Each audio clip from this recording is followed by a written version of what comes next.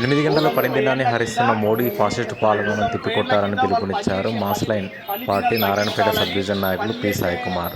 నారాయణపేట జిల్లా దామరగిద్ద మండల కేంద్రంతో పాటు కానుకుర్తి, ఇరుమలగిద్ద గ్రామాల్లో జరిగిన మేడే జెండావిష్కరణ కార్యక్రమంలో ఆయన మాట్లాడుతూ, మేడే స్ఫూర్తితో కార్మిక హక్కులు హరిస్తున్న మోడీ పాలనకు చర్మగీతం పాడాలన్నారు.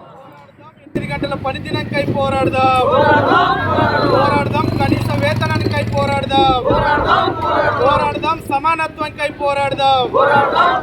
జోహార్ కార్మిక అమర వీరులకు జోహార్. 130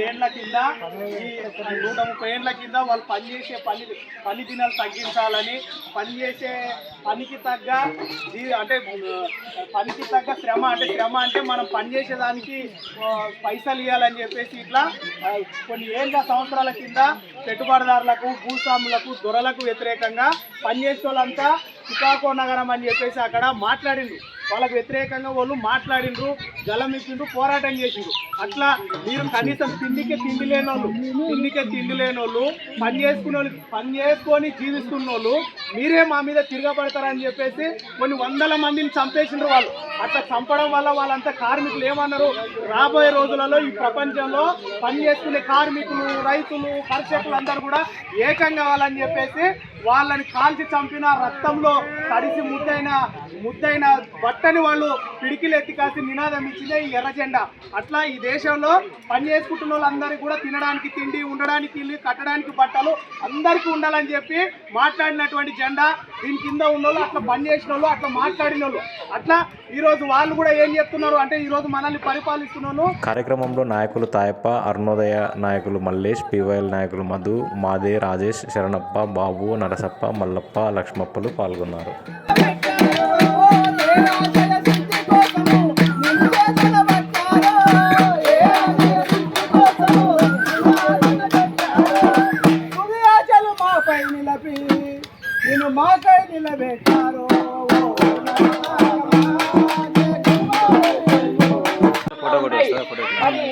ఎక్కడ అమలు అవ్వడం లేదు. ప్రభుత్వాలు పెన్షన్ ఇస్తున్నారు, ఒక్క మనిషి బతకాలి, ఒక కుటుంబం బతకాలంటే 21,000 కావాలంటున్నారు. 2,000 పెన్షన్ ఇస్తారు, మరి ఎట్లా బతకగలుగుతారు?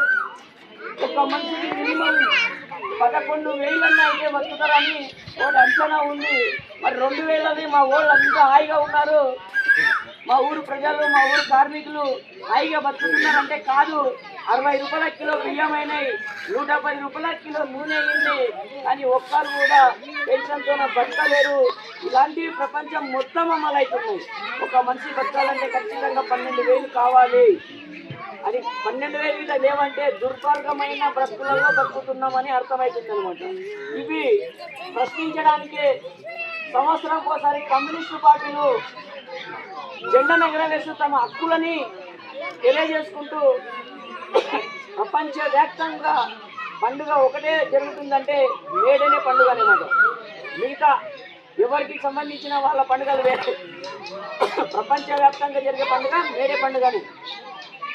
మనము కార్మికుల గురించే కానీ, రైతుల గురించే కానీ, కూలీల గురించే కానీ హక్కులు తెలుసుకొని తమకు ఏం వర్తిస్తాయి, ఏం వర్తించవని తెలుసుకుంటేనే మంచిగా బతకగలుగుతాం.